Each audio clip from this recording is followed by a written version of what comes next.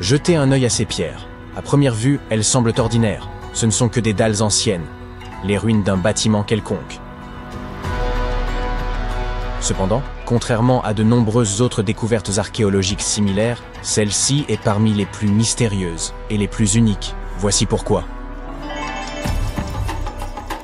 Ces pierres sont les vestiges d'un grand complexe religieux appelé Pumapunku, situé en Bolivie. Les scientifiques n'en sont pas certains, mais il est probable que Pumapunku ait été construit sous l'empire des Tiwanaku, qui a existé entre l'an 300 et l'an 1000 de notre ère, avant l'empire Inca. Aucune information ne suggère que cette civilisation disposait de technologies de construction avancées. De plus, il est possible qu'elle n'ait même pas connu l'écriture. Chacune de ces pierres a été sculptée et polie avec une précision remarquable. Elles s'emboîtent parfaitement, comme les pièces d'un puzzle. Le travail est si raffiné qu'il serait impossible d'y glisser même une lame de rasoir. C'est assez impressionnant pour un peuple qui vivait il y a environ 1500 ans. En outre, ces pierres sont très lourdes.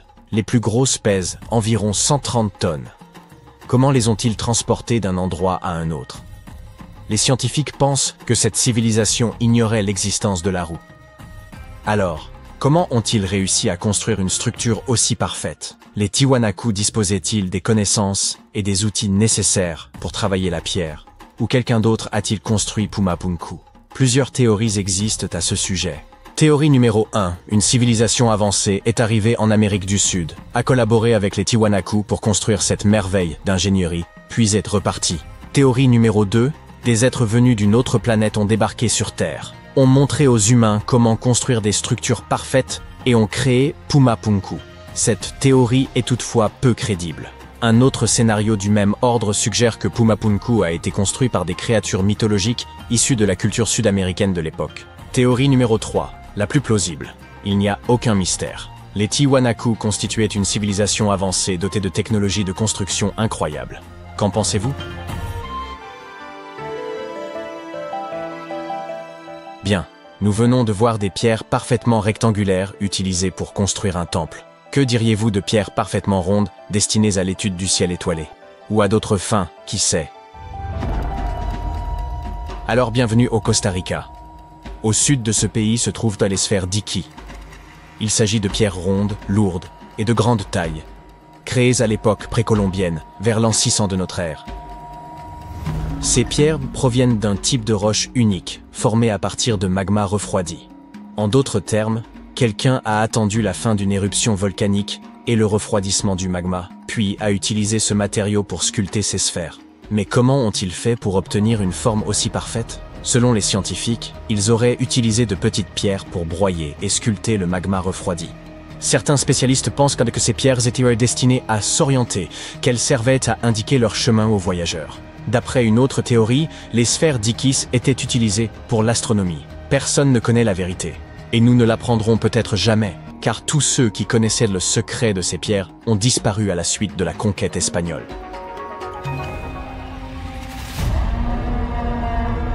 Continuons donc notre voyage. Vous voyez ces pavés? Les archéologues ne savent toujours pas pourquoi ils sont disposés ainsi le long d'une vaste étendue désertique traversant la Jordanie et Israël. Ces pierres étranges forment une chaîne de 64 km de long et sont ici depuis environ l'an 300 avant JAC. Comme elles ont été découvertes par des aviateurs il y a une centaine d'années, on les a surnommées « cerfs-volants du désert ». L'une des théories les plus populaires à leur sujet suggère qu'elles furent placées à cet endroit pour attirer les animaux et les capturer. Apparemment, les chasseurs anciens connaissaient bien le comportement de la faune locale, et ils étaient sûrs que les bêtes finiraient par marcher le long de ces pavés, et qu'ils finiraient par tomber dans une fosse préparée à l'avance.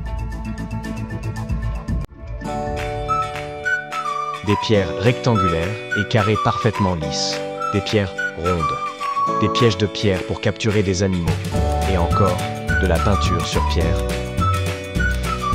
Pour découvrir cela, rendons-nous à Glasgow, en Écosse, où des archéologues ont mis au jour une dalle datant d'environ 5000 ans.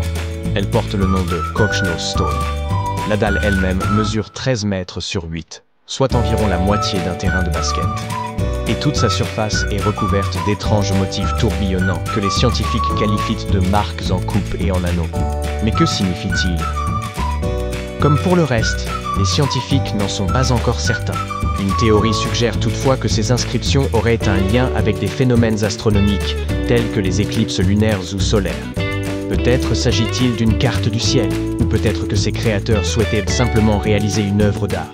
Quoi qu'il en soit, il existe un autre fait intéressant, lié à ces dessins. Des scientifiques en ont découvert de similaires sur plusieurs sites préhistoriques à travers le monde. Délaissons à présent les pierres mystérieuses, et intéressons-nous à d'autres merveilles archéologiques. Voici la chronologie approximative du développement de la civilisation, à partir de 8000 avant notre ère, selon les scientifiques. Tout d'abord, les hommes s'installent dans un endroit et y construisent une ville ou un village. Puis ils se lancent dans l'agriculture, avant de construire des temples. Cependant, en 1994, des archéologues ont déclaré « Non, l'ordre pourrait être différent ». Et si les hommes avaient d'abord construit des temples pour vénérer des êtres mythiques supérieurs, avant de construire des villes et de se lancer dans l'agriculture?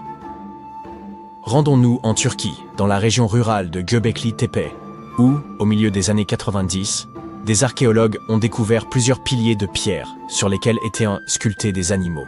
Cette structure ancienne remonte au 10e millénaire avant notre ère. Aujourd'hui, cet endroit est considéré comme l'un des plus anciens lieux de culte au monde.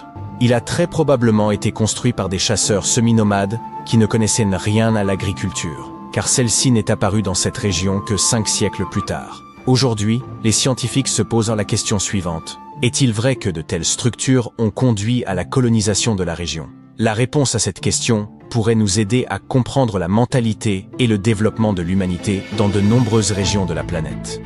Aimeriez-vous posséder un parchemin sur lequel serait indiqué l'emplacement d'un trésor? En fait, vous en avez déjà un. Vérifiez par vous-même. Il vous suffit de rechercher « le trésor du rouleau de cuivre » sur Google, de télécharger une photo haute résolution du rouleau en question et de suivre ses instructions. Mais attention, le texte est absolument incompréhensible. Les scientifiques tentent de déchiffrer ce message depuis sa découverte en 1952 à Qumran, et ils n'y sont toujours pas parvenus. Selon une théorie, le rouleau contiendrait des informations sur une importante quantité d'or et d'argent. Cependant, même si ce trésor n'existe pas, cet artefact n'en présente pas moins un grand intérêt. Il a été créé il y a environ 2000 ans, à l'époque où l'Empire romain régnait sur la colonie de Qumran. Peut-être les habitants de la région souhaitaient-ils cacher leurs objets de valeur aux légionnaires romains et ont-ils laissé un plan à leurs descendants? Lorsque vous vous approchez de cette merveille archéologique, vous ne remarquez rien. Mais si vous montez haut dans les airs et que vous regardez vers le sol, vous verrez des motifs étonnants, créés par le peuple de la culture Nazca. On les appelle les lignes de Nazca. Des pilotes et des passagers d'avions de ligne les ont aperçus pour la première fois dans les années 1920 et 1930, lors de vols au-dessus du Pérou. Ces grands dessins sont composés de lignes géométriques, d'images complexes d'animaux et de figures fantaisistes. Il y a plus de 2000 ans, un peuple a creusé à la surface du sol pour créer ces motifs. Mais pourquoi? Les lignes de Nazca continuent de fasciner les chercheurs et les passionnés d'archéologie.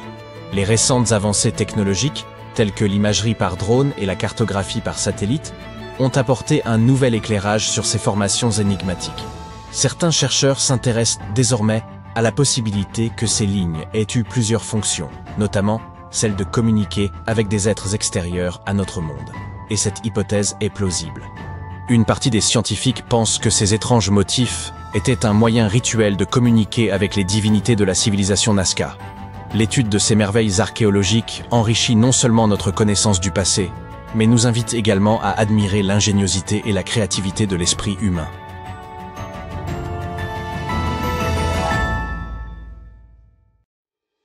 Nous ne qualifierions pas cette île de mystique sans les récits décrivant les géants qui l'habitent. L'île de Gozo, située à Malte, sert de toile de fond à une légende ancienne. Malte, nation insulaire nichée dans la mer Méditerranée, au sud de l'Europe, occupe une position stratégique exceptionnelle. Au fil de son histoire, elle a été gouvernée par de nombreuses civilisations, parmi lesquelles les Phéniciens, les Grecs, les Romains et les Carthaginois. Par une nuit glaciale, il y a plusieurs millénaires, un fermier aperçut le ciel viré à l'orange, puis au rouge, avant d'entendre un bruit sourd retentir. Bien que le sol tremblât légèrement, il ne s'agissait pas d'un séisme. En scrutant la forêt, il distingua une silhouette colossale, plus haute que les arbres. Approchant avec précaution, il réalisa qu'il s'agissait d'une femme, une géante, qui se présenta sous le nom de Sansuna. Contrairement aux terribles géants décrits dans de nombreux récits, Sansuna ne nourrissait aucune intention de détruire l'humanité. Bien au contraire, elle se montrait bienveillante et généreuse. Elle révéla aux fermiers que son peuple pouvait aider à défendre leurs terres contre les envahisseurs. Les habitants furent intrigués par cette proposition, d'autant plus que, située sur une route commerciale stratégique, Malte était fréquemment la cible d'invasions. La légende raconte que Sansuna s'installa à Malte et ne tarda pas à se mettre à l'œuvre. Mais son travail ne consistait pas en de simples tâches. Elle transportait des monolithes gigantesques sur son épaule pour édifier un temple monumental appelé Gantija, signifiant la tour des géants. Elle accomplissait cet exploit tout en portant, sur l'autre épaule, son enfant, mi-humain, mi-géant. Selon certains récits, Sansuna se nourrissait exclusivement de haricots et de miel, bien que d'autres substituent le miel par de l'eau. Ce qui prête à sourire, c'est que Malte, malgré sa modeste taille, 10e plus petit pays au monde, aurait été la terre d'accueil de géants. Allez comprendre. Le temple évoquait un immense jeu de Tetris, certaines pierres atteignant le poids impressionnant de 20 éléphants.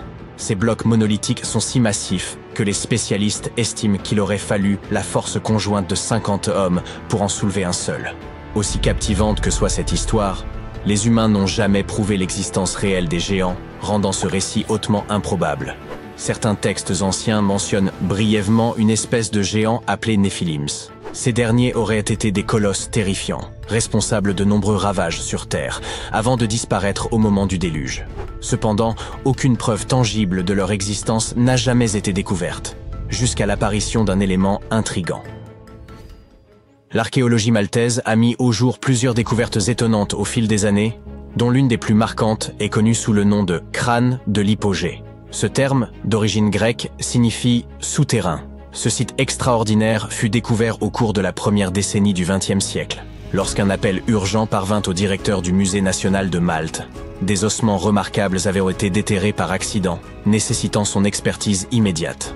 L'hypogée se présentait comme une véritable ville souterraine, composée de labyrinthes et de salles réparties sur plusieurs niveaux. Ces structures avaient été taillées dans un calcaire similaire à celui utilisé pour les temples maltais situés en surface. L'hypogée regorgeait de précieuses reliques et d'artefacts inestimables. Les chercheurs ont rapidement établi que l'hypogée servait de lieu de dernier repos pour les habitants de l'époque. Parmi les découvertes figuraient de nombreux ossements, squelettes et surtout des crânes. Ces derniers n'étaient pas des crânes humains classiques, mais appartenaient à la catégorie dite allongée. Plus intriguant encore, ces crânes ont été dissimulés au public pendant de nombreuses années, alimentant des spéculations et donnant naissance à une multitude de théories. Cette découverte a constitué un tournant pour l'archéologie maltaise, même si les scientifiques se sont retrouvés démunis face à cette énigme. Certains se sont interrogés sur l'origine de ces crânes, se demandant s'ils étaient naturels ou avaient été altérés, en sachant que certaines cultures utilisaient des techniques de déformation crânienne. D'autres chercheurs ont évoqué des hypothèses plus audacieuses, allant des petits hommes gris aux géants légendaires. Certains suggèrent même que ces crânes allongés pourraient être des sculptures dédiées à des divinités venues d'ailleurs. Faute de preuves pour confirmer ces théories, une question demeure. Qui étaient réellement les bâtisseurs des temples mégalithiques de Malte? Examinons les faits établis par les scientifiques. Les temples mégalithiques de Malte se dressent depuis 3500 ans avant notre ère, ce qui les rend encore plus anciens que les pyramides d'Égypte. La véritable énigme réside dans le fait que ces édifices aient été érigés bien avant l'apparition de l'écriture. Pourtant, leur construction nécessitait des compétences technologiques avancées que l'on peine à expliquer. Le temple de Gantija semble défier toute logique humaine par son ampleur. Le temple sud possède un couloir bordé de 4 salles ovales, évoquant la forme d'un grand trèfle. Dans l'une de ces salles, les archéologues ont découvert des autels ornés de motifs en spirale. Ces structures, vraisemblablement utilisées à des fins rituelles, témoignent de l'importance des pratiques spirituelles chez les premiers Maltais. Le temple nord, bien que similaire dans sa conception, est plus modeste et dispose d'une entrée si basse qu'elle oblige les visiteurs à se courber pour y pénétrer. Ce détail pourrait symboliser un geste de déférence envers les divinités vénérées en ces lieux. Il est difficile de ne pas s'interroger sur les raisons mystérieuses qui ont poussé ces bâtisseurs à créer un temple d'une telle envergure. Peut-être ont-ils enrôlé l'un dragon de Daenerys pour déplacer ces monolithes? Bien sûr, il ne s'agit que d'une plaisanterie. Mais saviez-vous que les célèbres portes de Medina, à Malte, avaient servi de décor pour Port-Réal dans l'épisode 3 de la première saison de Game of Thrones? Quoi qu'il en soit, revenons aux géants. La théorie selon laquelle ces lieux avaient une vocation rituelle a gagné en crédibilité lorsque les archéologues ont mis au jour des figures énigmatiques surnommées les Dames Grasses. Ces petites statues, au corps rond et au visage reflétant une grande joie de vivre, semblent-tu témoigner d'un certain hédonisme. Ces statues rappellent étrangement une version miniature de Sunsuna, la géante évoquée précédemment.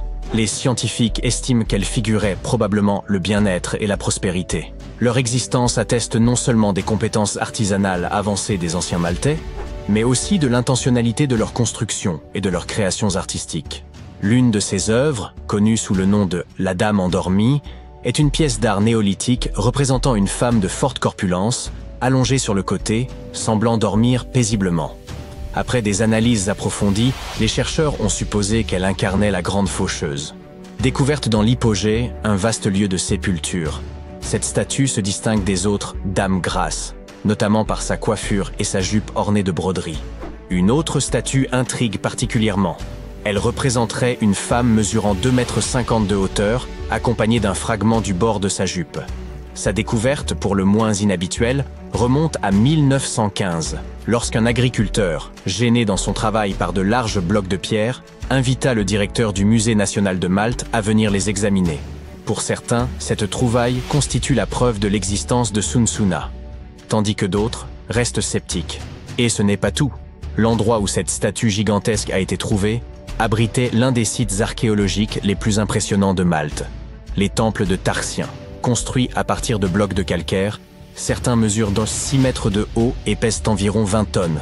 En poursuivant ces fouilles, le directeur du musée, un certain Zamit, découvrit plusieurs sites similaires, tous composés de pierres mégalithiques. Ces structures, attribuées à des agriculteurs de l'âge de pierre ayant vécu sur une île isolée de la Méditerranée il y a des milliers d'années, défient toute logique. Il suffit d'observer les temples de Mnajdra. Ils pourraient y bien représenter le tout premier calendrier au monde. Lors des équinoxes, le soleil traverse directement l'entrée principale et éclaire l'axe central du temple. Quant au solstice, ils offrent 2 variations remarquables. Pendant le solstice d'été, les rayons illuminent le bord du mégalithe, situé à gauche de l'entrée, tandis qu'en hiver, ils se déplacent vers la droite. C'est là une démonstration fascinante de précision astronomique. Et que dire des structures de halles tarxiens, déjà mentionnées. Ce complexe est considéré comme le plus ancien de tout Malte. Il a été édifié pour permettre des offrandes animales aux divinités. Une théorie confirmée par la découverte de nombreux ossements enfouis dans le sol. Les fouilles ont également révélé une riche collection de motifs en spirale, suggérant que les habitants utilisaient également cet espace pour des rituels religieux. Au total, Malte abrite 7 temples mégalithiques, chacun surpassant les autres en magnificence. Les archéologues poursuivent leurs recherches, espérant percer leur mystère, comme cela se fait encore pour les pyramides d'Égypte, les cités mayas disparues d'Amérique, ou d'autres sites énigmatiques à travers le monde. Vous connaissez Stonehenge sans aucun doute. Ces gigantesques blocs de pierre, mystérieusement érigés en cercle sur une plaine anglaise par on ne sait qui. Mais si le Stonehenge d'Angleterre n'était en réalité qu'une imitation d'un monument plus ancien, et si ces bâtisseurs avaient simplement traversé l'Atlantique pour reproduire ce qu'un autre peuple avait déjà accompli ailleurs? En effet, des chercheurs ont mis au jour un autre Stonehenge, immergé sous les eaux du lac Michigan. Ce lac est le foyer de phénomènes étranges et inexpliqués. On y recense de nombreuses disparitions, des crashs aériens, et désormais ceci, un antique monument submergé, qui ressemble étrangement à Stonehenge. Il nous était impossible de rester indifférents, nous devions explorer cette histoire en profondeur. Un cercle de pierre monumentale, agencé d'une manière étrangement familière. 2 anneaux y étaient visibles, un cercle externe, un autre interne, reposant à 12 mètres sous la surface. Mais il ne s'agissait pas d'un simple tas de pierres. Elles avaient été disposées là de manière délibérée, par la main de l'homme. En poussant plus loin, les chercheurs ont réalisé qu'ils contemplaient une structure vieille de plus de 9000 ans. Songez-y un instant. Ce Stonehenge, englouti dans le lac Michigan, précède les pyramides d'Égypte. Il est même antérieur au Stonehenge britannique, d'environ 4 millénaires. Ces révélations suffisaient déjà à stupéfier les chercheurs de l'université de Northwestern Michigan. Mais cela, avant même qu'ils ne fassent une découverte encore plus étonnante. L'une des pierres présentait une gravure, un pétroglyphe discret mais net, représentant un mastodonte. Ces créatures, proches cousines de nos éléphants, ont disparu de la surface de la Terre il y a 10 000 ans. Par conséquent, ceux qui ont érigé ce Stonehenge subaquatique vivaient nécessairement à la même époque que ces animaux disparus. Cette découverte a suscité de nombreuses interrogations au sein de la communauté scientifique. Après tout, pourquoi aurait-on entrepris de disposer ces blocs de pierre au fond d'un lac? Pour commencer, les chercheurs estiment qu'à cette époque, le lac Michigan contenait beaucoup moins d'eau qu'aujourd'hui. Ensuite, il se pourrait que ce dispositif soit lié à des pratiques rituelles ancestrales des peuples autochtones. Un professeur de l'Université du Michigan a proposé une hypothèse intrigante. Selon lui, ces pierres auraient constitué une sorte de piège de chasse préhistorique. Il avance que les premiers chasseurs utilisaient cette formation circulaire comme un couloir de guidage, afin de canaliser de grands animaux, tels que les mastodontes évoqués dans les gravures rupestres, vers une enceinte plus restreinte, où ils devenaient plus faciles à abattre. Toutefois, cette théorie ne fait pas l'unanimité. D'autres estiment que ce cercle avait sans doute une signification plus spirituelle et symbolique. Pour les tribus locales, comme les Anishinaabe, les pierres ne sont pas de simples éléments minéraux. Elles sont des entités vivantes, porteuses d'une énergie sacrée, et incarnent un lien profond entre la terre et tous les êtres vivants. Un ancien de cette communauté a même déclaré que ces pierres étaient sacrées, disposées là par leurs ancêtres pour rendre hommage à la terre et aux créatures qu'elle abrite. Les scientifiques s'efforcent d'étudier cette structure rocheuse en profondeur, à environ 12 mètres. C'est là que réside le principal obstacle. Son immersion complique les recherches, d'autant qu'il ne dispose pas des équipements les plus performants. Les outils classiques de l'archéologie s'avèrent peu adaptés à un environnement subaquatique. Toutefois, des technologies prometteuses, telles que la photogrammétrie stéréoscopique, qui permet de concevoir des modèles tridimensionnels d'un site, offrent aux chercheurs de nouveaux moyens d'analyse. Malgré cela, les investigations demeurent lentes et onéreuses, et nul ne sait quand ce mystère trouvera enfin réponse. Comme évoqué précédemment, le lac Michigan est un véritable foyer de phénomènes inexpliqués. Son lit est parsemé d'épaves, comme celle du Thomas Hume, une solide goélette américaine. Il recèle également des débris d'avions disparus de manière soudaine alors qu'ils survolèrent la zone, à l'image du vol 2501 de Northwest Airlines, qui s'est volatilisé dans les années 50. Certains désignent même cette région sous le nom de « triangle du lac Michigan », évoquant la possibilité d'activités paranormales semblables à celles que l'on impute au célèbre triangle des Bermudes. Le lac s'étend sur plus de 57 000 km², ce qui correspond à près des 2/3 de la superficie de l'Irlande. En 2024, les scientifiques sont parvenus à accéder à un autre mystère enfoui dans les profondeurs du lac Michigan, l'épave de la goélette Margaret A. Muir. Ce voilier de 40 mètres avait sombré il y a plus de 130 ans. La découverte a été rendue publique tout récemment par la Wisconsin Underwater Archaeology Association, ou WUAA, dont l'équipe a localisé l'épave à 15 mètres de profondeur, non loin du rivage d'Algoma, dans l'État du Wisconsin. Construite en 1872, le Margaret A. Muir était une goélette à 3 mâts, conçue pour acheminer des cargaisons lourdes à travers les grands lacs. Son dernier voyage avait débuté comme une simple traversée de routine. Chargée de sel en vrac, elle avait quitté Bay City, dans le Michigan, à destination de South Chicago, dans l'Illinois. Mais le 30 septembre 1893, le périple a tourné au drame. Alors que le Muir approchait la ville d'Annapé, aujourd'hui connue sous le nom d'Algoma, une violente tempête s'est brusquement levée. Le navire a rapidement commencé à prendre l'eau. Le capitaine a donné l'ordre à son équipage de l'abandonner et, heureusement, tous ont réussi à regagner la rive sains et saufs. Durant plus d'un siècle, l'épave est demeurée intacte au fond du lac, son emplacement demeurant inconnu. Mais grâce à une combinaison de recherches historiques et à l'utilisation de sonars haute résolution, les chercheurs ont fini par localiser l'épave en mai de l'année dernière. Elle est remarquablement préservée, certaines sections du pont et de l'équipement étant encore visibles.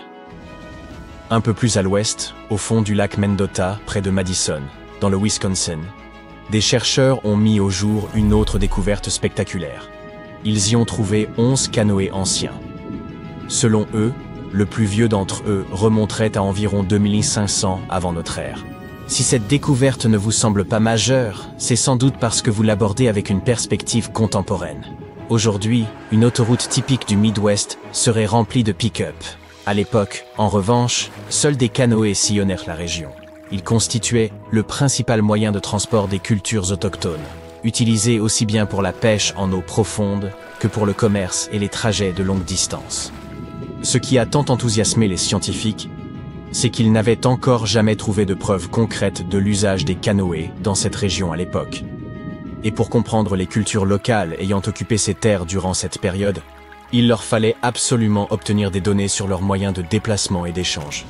Cette découverte enthousiasmante a été rendue publique en mai 2024 par la Société historique du Wisconsin. Le premier canoë, que les chercheurs estiment vieux d'environ 1200 ans, a été extrait du lac en 2021. Un second a été mis au jour l'année suivante. Et à présent, des plongeurs ont repéré au moins 11 autres embarcations le long de ce qui fut jadis une ancienne rive, aujourd'hui totalement submergée.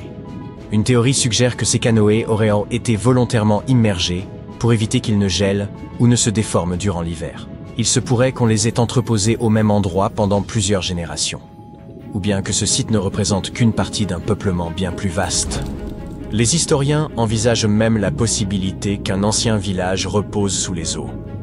Des plongeurs ont déjà mis la main sur des outils en pierre, comme des lestes à filets de pêche, mais le village en lui-même n'a pas encore été localisé. En réalité, même si les grands lacs accaparent souvent toute la lumière, les scientifiques rappellent que des lacs plus modestes, comme Mendota, ont aussi leur lot de récits. La Société historique du Wisconsin collabore étroitement avec les Premières Nations pour mieux reconstituer l'histoire de ce plan d'eau. Et croyez-le ou non, il existerait un troisième Stonehenge, niché sous les eaux du lac de Constance, en Suisse. Considérez-le comme une sorte de cousin aquatique du célèbre site anglais. Les archéologues ont commencé à l'identifier dès 2015, en découvrant une ligne de 170 cairns en pierre, manifestement d'origine humaine, reposant au fond du lac. Selon les scientifiques, il s'agirait très probablement d'un projet mené par plusieurs villages. Et le site des cairns aurait été utilisé à des fins collectives. Il faut dire que les structures sont impressionnantes. Certaines s'étendent sur une dizaine de mètres de large et peuvent atteindre jusqu'à 2 mètres de hauteur. La découverte la plus stupéfiante à ce jour, c'est que le site daterait d'environ 5500 ans, soit à peu près la même époque que la construction du tout premier Stonehenge. Ce qui les rapproche, ce sont notamment leurs dates de création et les caractéristiques spécifiques de ces monuments de pierre agencés en cercle. Les scientifiques en savent encore peu sur ce site, mais pour ma part, j'y vois un motif qui semble se répéter un peu partout à travers le globe. Pas vous? Nous avons tous grandi en croyant que Stonehenge était le plus ancien observatoire du monde, mais désormais, il a une concurrence sérieuse pour ce titre. Nabta Playa a été construit à plus de 3919 km de distance, dans le sud de l'Égypte, et des milliers d'années, 7500 avant notre ère, avant Stonehenge, entre 3000 et 1500 avant notre ère. Et même les pyramides de Gizeh, entre 2589 et 2504 avant notre ère. En 1973, un guide bédouin, Eid Marif, est tombé sur un étrange groupe de grandes formations rocheuses en traversant le désert du Sahara. Il a conduit l'archéologue américain Fred Wendorf sur le site situé à environ 96 km du Nil. L'ami et collègue de Wendorf affirme que l'équipe a découvert les pierres en s'arrêtant pour une pause toilette dans le désert. De toute façon, ce qu'ils ont trouvé a changé l'histoire. Au début, Wendorf pensait que les structures en pierre étaient juste des formations naturelles. Mais ensuite, il eut une révélation. Cet endroit était autrefois un lac, ce qui signifie qu'il ne devrait pas y avoir de roches naturelles ici. Il continua à revenir sur le site pendant des décennies, et au début des années 1990, son équipe découvrit finalement un cercle de pierres qui semblait s'aligner avec les étoiles d'une manière inexplicable. Après 7 longues années à essayer de percer le mystère du site, Wendorf contacta un expert en archéoastronomie. Ils étudient comment les anciens utilisaient les étoiles. Un soir, alors que l'expert était assis dans le sable frais du désert, regardant les pierres, il se rendit compte qu'elles formaient un motif irradiant à partir d'un immense tumulus funéraire. Une par une, au fur et à mesure qu'ils creusaient dans le sédiment, les mégalithes enterrés commençaient à s'aligner comme les rayons d'une roue. L'équipe avait déjà utilisé la datation au radiocarbone pour tester des échantillons provenant de foyers et de toitures en bois de tamaris trouvées à l'intérieur du cercle de pierre. Nabta Playa comptait des dizaines de pierres dressées, toutes hautes de quelques pieds. Certaines d'entre elles s'alignaient exactement avec le lever du soleil lors de jours spéciaux, et d'autres correspondaient avec des étoiles brillantes dans le ciel. À l'intérieur du grand cercle, il y avait 6 pierres spéciales qui ont peut-être été utilisées pour des rituels ou pour marquer des moments importants de l'année. Autour d'elles, 29 pierres dressées pourraient avoir fonctionné comme un calendrier simple pour aider les gens à savoir quand il était temps pour quelque chose d'important, comme le solstice d'été, le jour le plus long de l'année. Lorsque le soleil se levait juste au bon endroit, c'était un signe que la saison des pluies approchait. Le cercle de pierre était autrefois aligné avec les étoiles les plus brillantes du ciel septentrional: Arcturus, Sirius et Alpha du Centaure. Certaines pierres pointaient même vers la constellation d'Orion. En suivant le mouvement d'Arcturus à travers le ciel, ils ont découvert qu'il correspondait parfaitement au cercle autour de 4800 avant notre ère. Cela signifie qu'il s'agit du plus ancien site astronomique jamais découvert, et les habitants de Nabta Playa observaient peut-être les étoiles des milliers d'années avant même l'invention des télescopes. Il semble que cela avait une énorme signification pour les personnes vivant et voyageant à travers le désert. Il y a plus de 1000 ans, la longue, froide et sèche ère glaciaire qui avait duré des dizaines de milliers d'années commençait enfin à s'estomper. L'Afrique du Nord a reçu des pluies et des moussons massives qui ont rempli les lacs saisonniers, Playa. Ainsi, certaines parties du désert se sont transformées en oasis éphémères. Pour les peuples nomades qui parcouraient dans cette terre inhospitalière, ces pluies estivales étaient tout. Leur mode de vie tout entier tournait autour du bétail. Lorsque les archéologues ont ouvert le tombeau central à Nabta Playa, ils ont découvert des ossements de bovins et même un énorme rocher sculpté en forme de vache. Les personnes qui l'ont construit ont utilisé les étoiles pour se guider et trouver des points d'eau cachés comme Nabta Playa, qui contenaient probablement de l'eau pendant environ 4 mois par an, à partir des moussons d'été. Mais il n'y avait pas d'étoiles polaires à l'époque.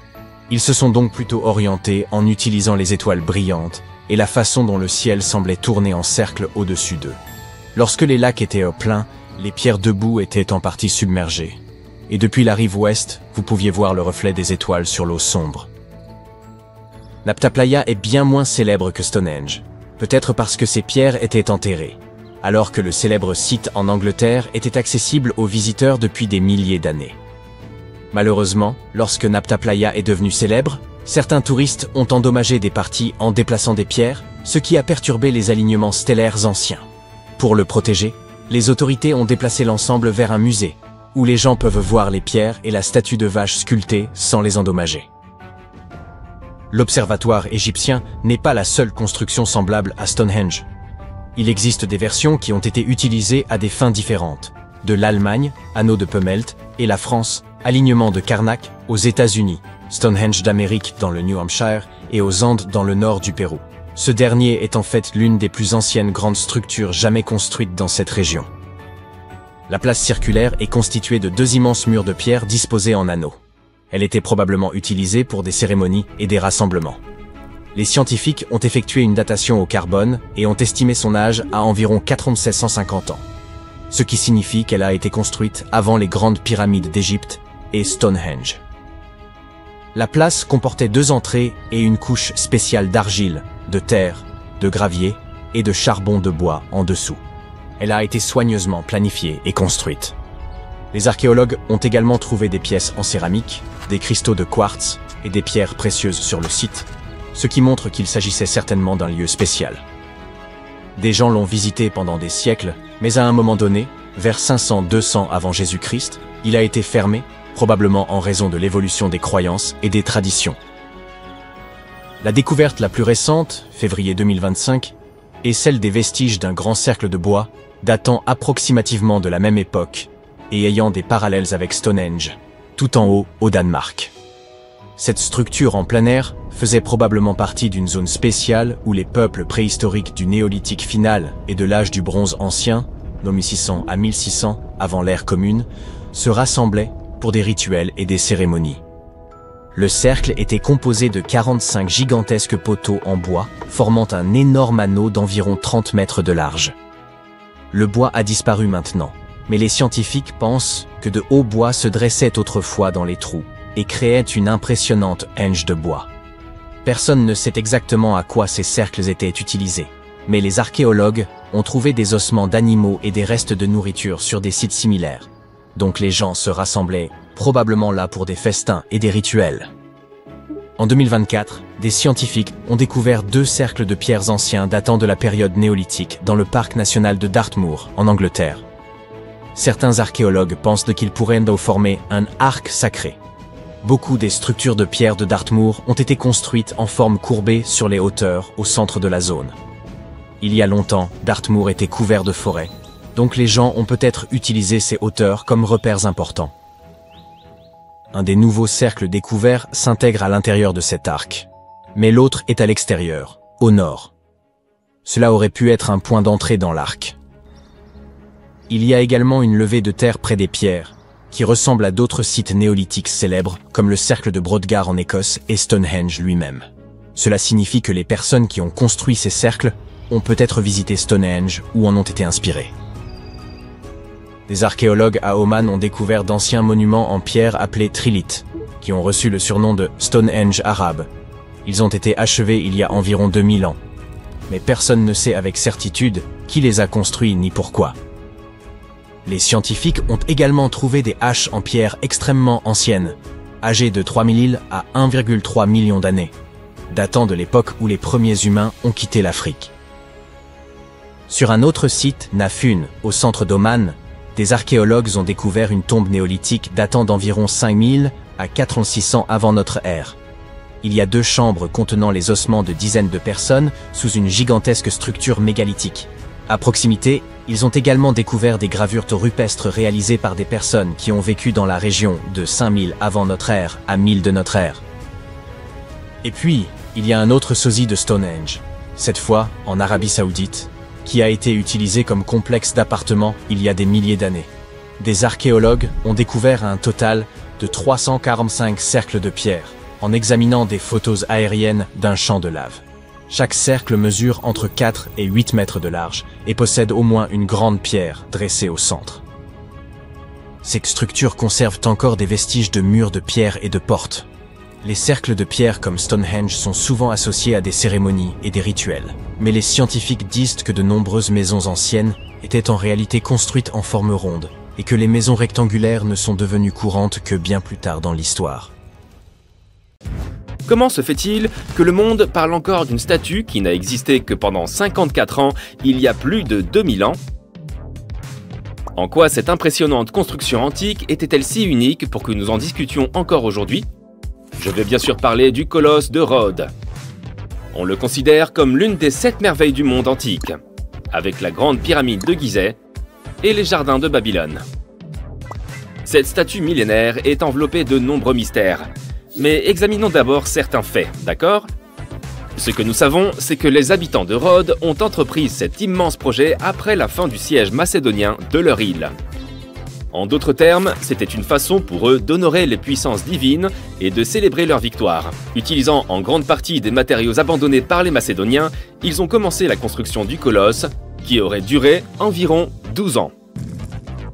Selon la plupart des descriptions contemporaines de la statue, elle mesurait à peu près 32 mètres de haut. À titre de comparaison, c'est à peu près la taille de la Statue de la Liberté qui mesure 46 mètres. Cela pourra te sembler peu. La Statue de la Liberté est actuellement classée 52e statue la plus haute du monde. La championne demeure la Statue de l'Unité en Inde, qui se dresse fièrement à une hauteur stupéfiante de 182 mètres. Mais dans l'Antiquité, c'était un véritable exploit. Mais la hauteur est-elle la seule similitude entre le colosse de Rhodes et la Statue de la Liberté? Eh non. Les Américains surnomment leur statue le colosse moderne. Car les 2 monuments ont été pensés comme des symboles de libération. Il y a même une plaque à l'intérieur du piédestal de la statue new-yorkaise où l'on peut lire le premier vers de ce sonnet. Le nouveau colosse, non pas comme le géant d'airain de la renommée grecque. La construction de cette colossale statue antique a nécessité énormément de bronze. Certains documents anciens indiquent même qu'il a fallu en utiliser entre 12 et 13 tonnes. Même pour les temps modernes, c'est beaucoup. Et à l'époque, on parlait d'une opération impliquant toute l'industrie mondiale du bronze. L'homme chargé de donner vie à la statue était Charès de Lindos, un sculpteur grec. Les travaux ont été effectués de 294 à 282 avant Jésus-Christ, mais malheureusement, Charès n'a jamais pu voir le résultat final. Nous ne savons pas exactement pourquoi, mais certains documents affirment que la construction du colosse de Rhodes l'aurait conduite à la faillite. Il n'aurait pas su estimer correctement le coût nécessaire à l'érection de l'imposant monument. Cependant, nous ne savons toujours pas avec certitude comment il leur a été possible de construire une statue aussi grande à l'époque. Ils n'avaient aucun des équipements dont nous disposons aujourd'hui, comme les excavatrices et les ascenseurs. D'après certains documents, il leur a fallu inventer une méthode totalement nouvelle. Tout a été fabriqué sur place, pièce après pièce. Apparemment, ils auraient divisé la statue en plusieurs sections, et commencé par les pieds. Une fois chaque partie terminée, d'énormes monticules de terre étaient placés tout autour afin que les ouvriers puissent travailler sur la section suivante. Cependant, ces informations ont été recueillies plus de 100 ans après la construction du colosse. Il est donc possible de douter de leur exactitude. Pendant ces 12 années, les Rhodiens ont travaillé sans répit. Ils ont d'abord posé une base de marbre blanc avant d'y placer les pieds de la statue. Ensuite, ils ont fabriqué une sorte de squelette de fer, auquel les plaques de bronze sont venues s'ajouter. Mais pourquoi avoir choisi le bronze? Pour des raisons pratiques. En fait, le bronze était plus résistant que le fer, et donc mieux à même de faire face à des conditions climatiques extrêmes. De plus, si l'on y réfléchit bien, la statue était située assez près de la mer. Donc l'air devait être assez salé. Voilà pourquoi il leur fallait utiliser un matériau très robuste. Quel était son emplacement exact? Ça, c'est une chose qui fait l'objet de débats depuis très longtemps. Les chercheurs pensaient initialement que la statue se tenait debout avec une jambe de chaque côté du port de Mandraki. L'un des nombreux ports de la cité de Rhodes, en gros, elle chevauchait en quelque sorte l'entrée de l'île. Aussi magnifique que cela puisse paraître, il est fort probable que ce ne soit là qu'une légende. Tout d'abord, il aurait fallu pour cela fermer le port pendant toute la durée de la construction, ce qui ne semble pas correspondre à ce que l'on trouve dans la plupart des documents. De plus, lors de sa chute, la statue serait venue complètement bloquer le port, ce qui, encore une fois, ne semble être mentionné nulle part. Selon les représentations les plus récentes, le colosse se trouvait très probablement sur le côté est du port de Mandraki, ou peut-être même plus loin dans les terres. Alors, qu'est-il arrivé à cette impressionnante structure? N'en reste-t-il vraiment rien aujourd'hui? Et pourquoi n'a-t-elle tenu que 54 ans alors qu'il a fallu si longtemps pour la construire et qu'elle était si importante pour les habitants? C'est simple, un tremblement de terre a causé la chute du colosse de Rhodes, tant admiré des Grecs de l'époque. On raconte qu'en raison du séisme, la statue s'est brisée au niveau des genoux et s'est retrouvée couchée sur le sol. Néanmoins, on a continué à venir l'admirer pendant des siècles. Les habitants de Rhodes ne voulaient pas reconstruire le monument car ils considéraient sa chute comme un signe du destin. Au milieu du 7e siècle, ce qui restait de la statue a fini d'être déblayé. D'après la légende, il aurait fallu près de 900 chameaux pour transporter tout ce bronze effondré. Et à quoi ressemblait donc la statue? Cela aussi est entouré de mystères. Le colosse était un symbole de la fierté et de l'indépendance des habitants de l'île. Mais son image ne figurait pas sur la monnaie locale, bien qu'une telle chose soit courante à l'époque. Certains historiens de l'art pensent cependant que le colosse avait des similitudes avec d'autres représentations du même personnage mythique, une figure masculine avec des rayons de lumière autour de la tête. La position de ses mains est encore sujette à débat. Certains disent même qu'il est possible qu'il ait tenu une torche.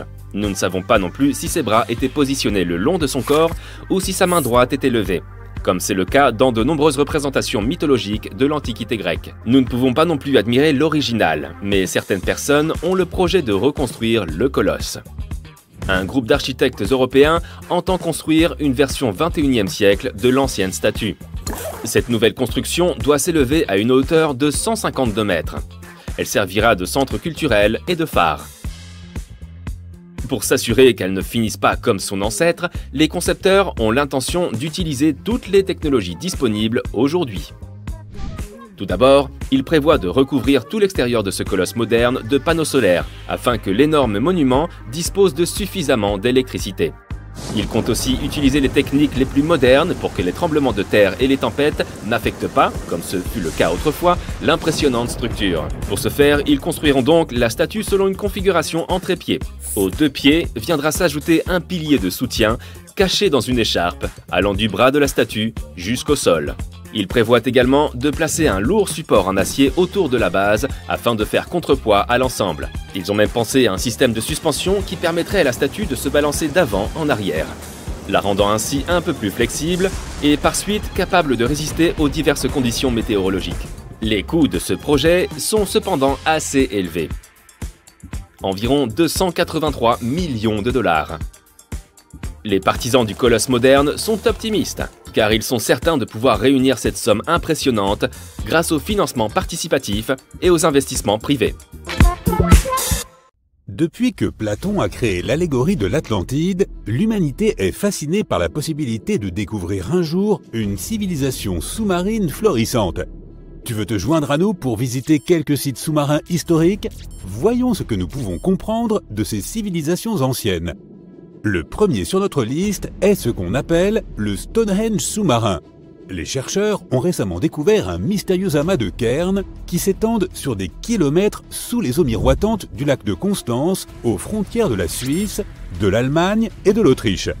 Les archéologues ont commencé à fouiller ce site en 2015 et ne sont pas encore parvenus à cerner sa fonction précise. Ce qu'ils savent, c'est qu'il se trouve là 170 cairns de pierre fabriqués par l'homme s'étendant sur 20 km sous le lac. Les chercheurs affirment que c'est très probablement le fruit du travail combiné de plusieurs villages. Ce site fut probablement utilisé dans un but collectif. Ces formations sont énormes, certaines d'entre elles faisant plusieurs mètres de large. La découverte la plus étonnante jusqu'à présent est que ce site daterait d'il y a environ 5500 ans. Maintenant, que faisions-nous, nous les humains, à cette époque? Eh bien, nous vivions les meilleures années de ce que l'on appelle l'âge de pierre. Nous commencions à fabriquer des outils rudimentaires et à les utiliser pour chasser et manger. Peux-tu imaginer à quoi pouvaient ressembler tes couverts à l'époque? Ce n'est pas une coïncidence si les scientifiques surnomment ce site le Stonehenge sous-marin. On pense que les 2 sites ont été érigés à peu près à la même époque. Vois-tu, Stonehenge date d'environ 3100 ans avant notre ère. Les 2 sites présentent la caractéristique commune d'être tous 2 des monuments de pierre construits en cercle, sans parler du fait que les scientifiques n'ont pas non plus déterminé en quoi nos premiers ancêtres auraient pu ressentir le besoin de construire de telles structures. Le mystère du lac de Constance n'a pas encore été résolu. Qui étaient les habitants néolithiques de cette région?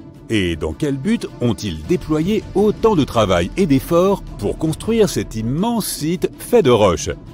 Ensuite, nous t'emmenons faire un tour dans les îles Ryukyu, juste au large des côtes japonaises.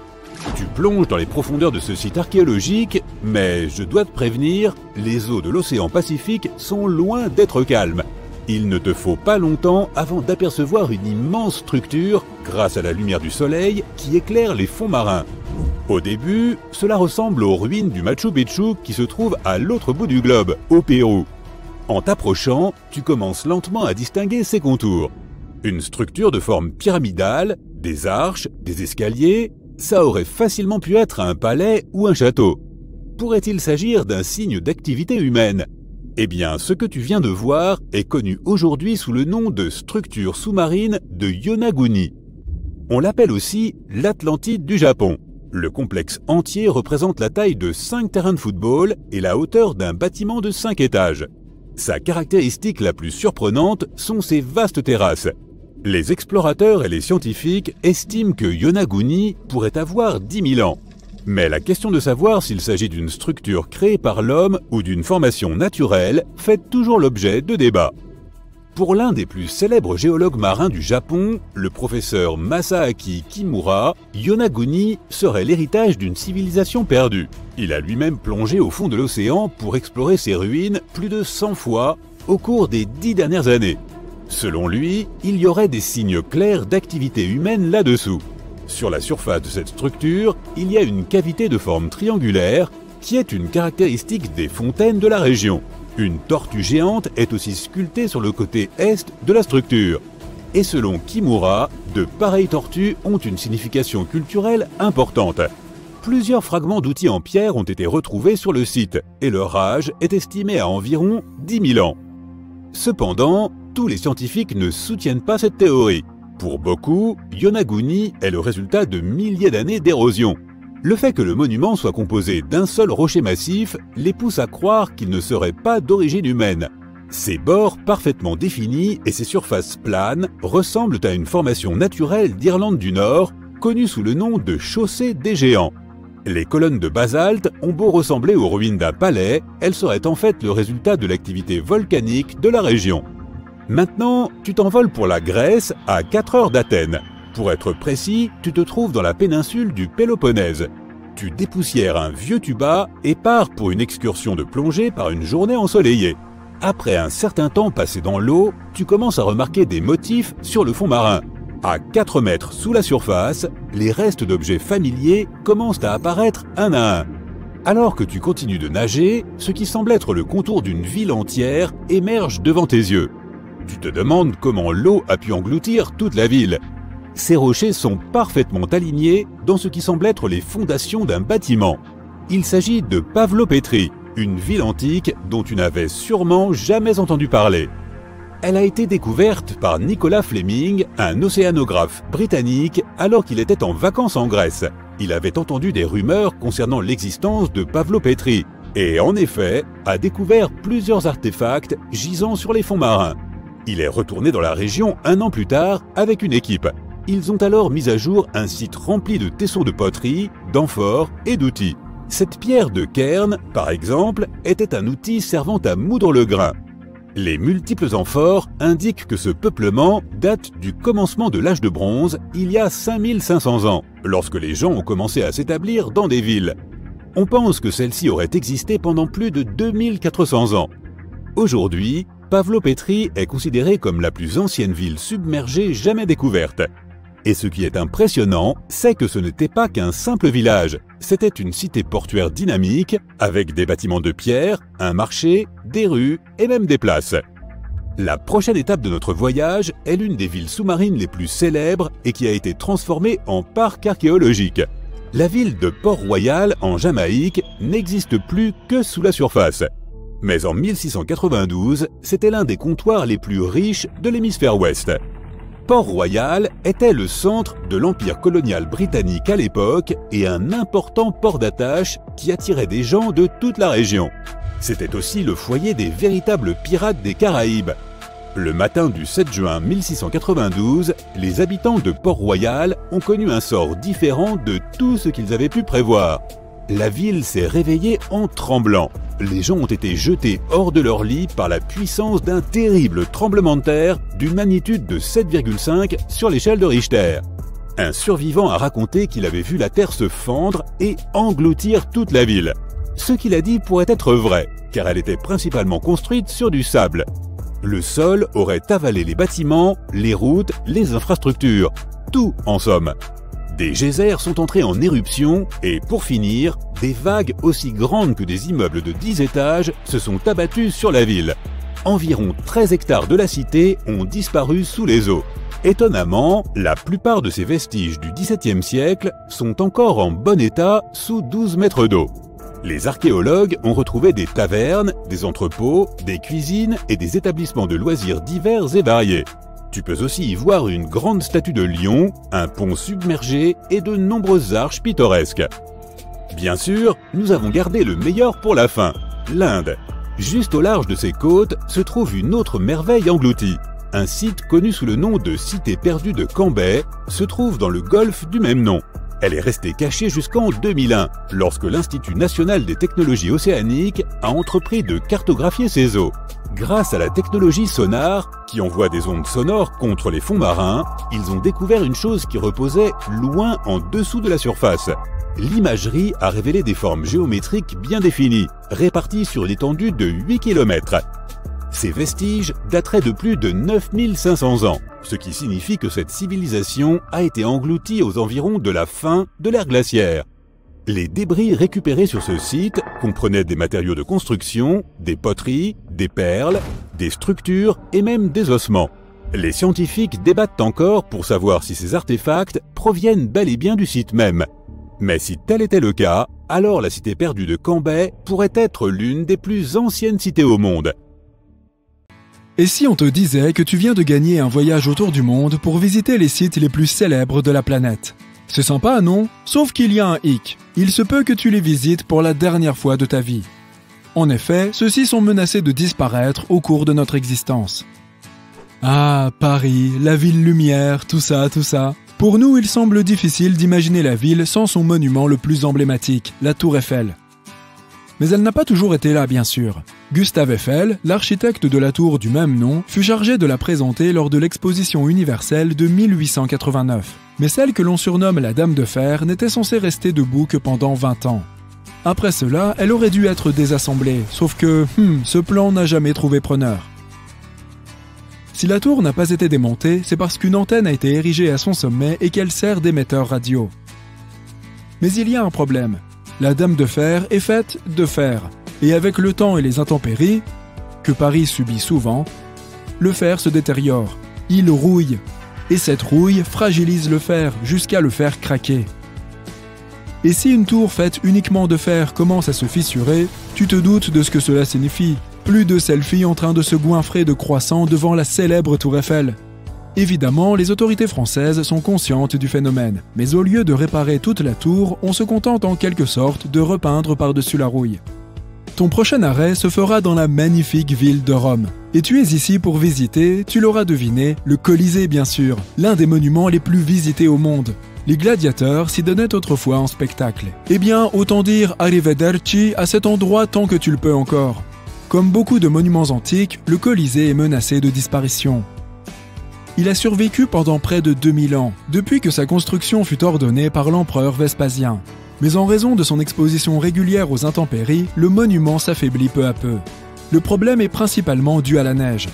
Lorsqu'elle tombe sur le Colisée, l'eau glacée s'infiltre dans les fissures de la roche et la fait enfler. Tu sais, comme lorsque tu laisses une canette de soda trop longtemps au freezer et que le fond finit par ressortir. Certes, la neige est un visiteur peu fréquent à Rome. Mais même ces rares chutes de température peuvent sérieusement endommager le Colisée. Et comme nous ne pouvons pas contrôler la météo, qui sait combien de temps encore nous aurons l'occasion d'admirer cette merveille. Après avoir pris l'avion pour l'Inde, tu arrives au Taj Mahal, qui est unique en son genre. Il est encore plus envoûtant dans la réalité que sur les photos et le Taj est l'une des 7 merveilles du monde moderne. Mais pourquoi risque-t-il de disparaître ? Le monument fut achevé en 1643, façonné à l'aide d'un marbre blanc immaculé en guise de cadeau de l'empereur Shah Jahan à sa femme défunte. Mais si nos chemises blanches se salissent rien qu'en sortant de la maison, imagine un monument livré aux 4 vents et qui existe depuis plus de 4 siècles. Le Taj Mahal se situe dans la ville d'Agra, juste à côté de la rivière Yamuna. Au fil des ans, la région est devenue très polluée. Et toute cette pollution contribue à détruire lentement le Taj. La Cour suprême de l'Inde s'est saisie de cette affaire il y a déjà plusieurs années et affirme que le monument prend une teinte brun verdâtre. Les plus hautes autorités ont donc décidé que si le gouvernement local ne restaurait pas complètement le Taj Mahal, elles ordonneraient sa fermeture. Ou pire, elles le détruiront. Pour le bien de l'humanité, on ne peut qu'espérer qu'ils décideront plutôt de le restaurer. Autrement, il ne nous restera plus que 6 merveilles. Ah, enfin, tu es parvenu en Amérique du Sud. Plus précisément, tu te trouves maintenant dans le territoire montagneux du Pérou. Si tu n'es pas habitué à de telles altitudes, tu risques d'avoir un peu le vertige. Mais cela en vaut la peine, ne serait-ce que pour admirer les fascinantes ruines Incas du Machu Picchu. La ville se situe à plus de 2000 mètres au-dessus du niveau de la mer et personne ne sait comment les Incas ont pu bâtir un complexe aussi sophistiqué. C'est pourquoi le site attire environ 440 000 visiteurs chaque année. Mais comme les réglementations ne sont pas si strictes, le site se détériore aussi lentement. Le Machu Picchu est peut-être victime de ce que l'on appelle le surtourisme. On veut dire par là que si tu regardes n'importe quelle photo du complexe lors d'un jour ordinaire, il est généralement bondé. Et même s'il s'agit d'une ville faite de pierre et que celles-ci sont assez résistantes, elles souffrent immanquablement de l'érosion, qu'elle soit causée par l'homme ou par les intempéries. Oh là là, voilà qui ne promet rien de bon. Il se trouve un autre monument de pierre que tu dois visiter sur ta liste. Peux-tu deviner de quel monument il s'agit ? Eh oui, c'est Stonehenge, situé dans les paisibles collines du Wiltshire en Angleterre. Stonehenge existe depuis plus de 5000 ans. Bon, personne ne sait exactement quand il a été construit, mais tu sauras être indulgent. Si la seule cause de sa dégradation était l'érosion, alors il faudrait des millions d'années pour que le monument disparaisse. Sauf que ce n'est pas le cas. Depuis 1995, le pouvoir britannique a issu de multiples propositions visant à construire un tunnel souterrain qui relierait le sud-est et le sud-ouest de l'Angleterre. Le truc, c'est que ce tunnel passerait sous Stonehenge et qu'il pourrait ébranler les fondations du site. Quoi qu'il en soit, depuis que le projet a été suggéré, les partisans locaux du monument ont fondé une association, Save Stonehenge, afin d'assurer sa sécurité. Ils croient fermement que toute entreprise telle que ce tunnel nuirait gravement au site. Ah, l'Égypte. Cette fois, pour parvenir jusqu'à destination, tu décides de voyager avec style. Et par là, on veut dire à dos de dromadaire. Juste le temps d'une petite séance photo, bien sûr. Mais pourquoi es-tu ici? Tu es venu voir le Sphinx de Gizeh. Tu sais, celui qui a le nez cassé. Le Sphinx, lui aussi, fut érigé il y a bien longtemps, soit il y a plus de 4000 ans. Et à l'époque, les Égyptiens utilisèrent ce qu'ils avaient à leur disposition, des pierres calcaires. Aujourd'hui, certains chercheurs estiment que des conditions météorologiques extrêmes pourraient endommager les pierres calcaires du Sphinx. Ce sont des roches très poreuses, de sorte que l'eau s'infiltre facilement à l'intérieur, ce qui tend à renforcer et à accélérer l'érosion. Mais l'eau vient aussi d'en bas. Contrairement aux pyramides de Gizeh, le grand Sphinx a été taillé directement dans la roche.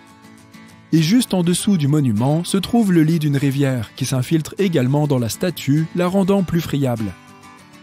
Croisons les doigts pour que l'Égypte ne soit pas la proie d'inondations au cours des siècles à venir. On espère que tu as apporté ton maillot de bain parce qu'il est temps de plonger profondément dans la mer morte. Sauf que tu n'iras probablement pas si profond. Tu sais, puisqu'il y a tellement de sel dans cette eau que tu ne peux pratiquement qu'y flotter. Fait surprenant, cette mer est 10 fois plus salée que ne le sont les océans. Il peut sembler un peu ironique que la mer morte elle-même risque un jour de périr, mais c'est pourtant le cas. Le niveau de cette mer baisse d'1,20 m chaque année et cela est dû à l'un de ses principaux affluents, le Jourdain. Un affluent est un cours d'eau qui se jette dans une masse d'eau beaucoup plus importante. Or, le fait est que la région n'est pas très riche en eau naturelle. Les autorités israéliennes ont donc fini par détourner cet affluent pour satisfaire les activités humaines.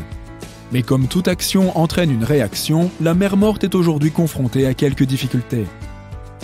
On termine par les États-Unis, où il est temps de visiter la ville qui ne dort jamais. Et si tu as compris le thème du voyage, tu connais déjà le monument que nous allons visiter. Il s'agit de la Statue de la Liberté. Cela peut en surprendre certains, mais la célèbre statue était à l'origine couverte de cuivre et elle est devenue verte en raison de son oxydation. Enfin, peut-être que je prendrais aussi une teinte verdâtre si j'étais constamment exposé aux conditions météorologiques de New York. Certains chercheurs affirment que la pollution de l'air peut également accélérer ce processus d'oxydation, mettant ainsi en péril la longue existence de Lady Liberty. Bien sûr, la ville de New York contribue à l'entretenir. On ne peut qu'escompter que cela suffira pour nous permettre de continuer à admirer la statue au cours de nos vies. Il est maintenant temps de rentrer à la maison. On a vraiment apprécié ce voyage et on espère que toi aussi. Espérons que nous pourrons encore visiter ces endroits pendant longtemps.